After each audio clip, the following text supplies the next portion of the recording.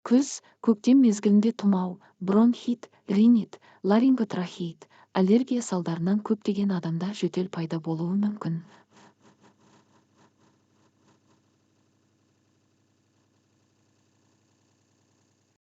Өкініштісі, жиі сырқаттанатын жандарда жөтел көпке дейін кетпей, адамдардың мазасын алуы мүмкін. Үй жағдайында жөтелден не бары? Жөтелдің екі түрі болады. Құрғақ әдетте аурудың алғашқы күні байқалады. Мұндай жөтелде қақырық сыртқа шықпайды. Салдарынан тамақ жыбырлап, адамдар жиі жөтелуі мүмкін. Ылғалды қақырық шығатын жөтел түрі. Ұзақтығы бойынша жөтел өткір жөтел 2-3 апта және ұзақ мерзімді 3 аптадан бастап 3 айға дейін жалғасады. Сондай-ақ созылмалы 3 айдан астам уақыт болып 3-ке бөлінеді. 3 сағат сайын мұрынды теңіз су мен шаю, тамақты 2 сағат сайын тұз, ас содасы және фурацилинмен шаю қажет. Кез келген антисептик кәмпиттерді қолдану ағзаның қорғану функциясын жақсарту үшін табиғи дәрі-дәрмектерді қабылдау, зімбір, лимон.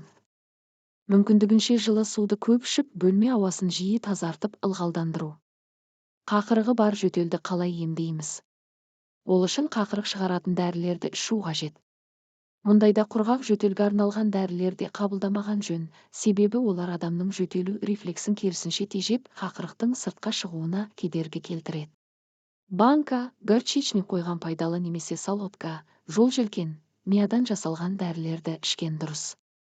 Балалардың жөтелін тез емдеп алуға бола ма? Балалар жөтелген кезде ең алдымен бөлме ауасын ылғалдандыру қажет. Сосын жылы су, компот беріп, суық ингаляция жасаған абзал.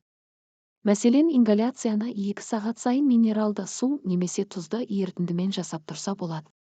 Ал арқа мен тамаққа тек ыстық көтерілмеген жағдайда ғана арнайы маздарды жағуға болады. Сәбилердің жөтелін емдеудің тиімді тәсілдері: сәбиге жөтел тиіп қалғанда, оны ең алдымен дәрігерге көрсету керек. Дәріден бөлек нәрестелер жөтелген уақытта төмендегідей ем-дом шаралары қолға алынады. Небулайзерге тұз ерітіндісі құйып, ингаляция жасау, дренажды массаж. Сәбиді басы төмен қарап тұратындай етіп жатқызады. Сосын белден кеудеге қарай массаж жасап, кейін жылы киіндіріп қояды. Дәрілік ем шаралар. Ол үшін ең алдымен педиатр кеңесін алу керек. Жүкті келіншектерге жөтелді қалай емдеу керек? Жүкті келіншектер жөтелген уақытта кез келген дәріні қабылдамастан бұрын өзінің дәрігерімен кеңесу керек.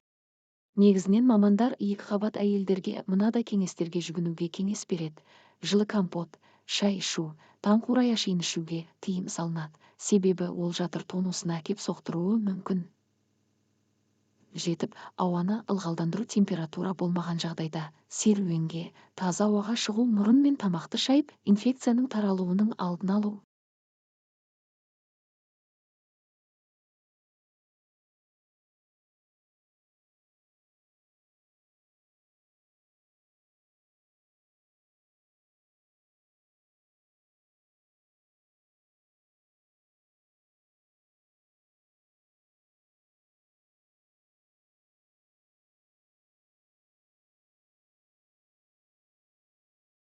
Жөтелді емдеудің халықтық әдістері: ұзаққа созылған жөтелді халықтық ем шаралары арқылы емдеп алуға болады.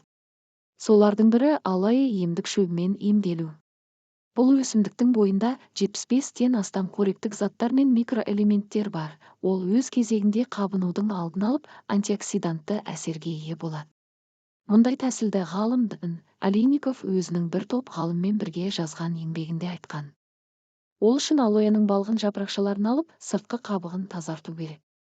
Кейін оны 2-3 тәулікке дейін тоңазытқышта сақтауға болады. Алоэны балмен бірге ішуге болады. Ол үшін алоэ жапырақтарын еттартқыштан өткізіп, оған тура осындай көлемде бал қосылады. Сосын қоспаны жылы суда жылытады. Тұнбаны тамақ ішкеннен кейін әрбір 10-15 минут сайын ішкен жөн. Тұнбаны сумен бірге ішуге кеңес берілмейді. Сонымен бірге пажитник өсімдігін де жөтел кезінде пайдалануға болады. Ол үшін аталған өсімдіктің дәндерін 1 стакан суға салып, орташа отта 5-10 минут қайнату керек. Тұнбаны тәулігіне 3-4 реттен жарты стаканнан ішуге кеңес беріледі. Тұнбаға сондай-ақ бал қосып та ішуге болады. Бұл әдіс туралы И.Д. Караматов пен С.И. Кахорова өздерінің ғылыми мақалаларында жазған болатын. Жөтелден құлан тазайғу үшін 70-дан астам жағдайда тыныс алу жолдарын ылғалдандыру қажет. Ол үшін көп су ішіп, бөлме ауасын жиі тазартып ылғалдандырып отыру керек. Ал ылғалды жөтелде қақырық шығаратын препараттарды көптеп ішу керек.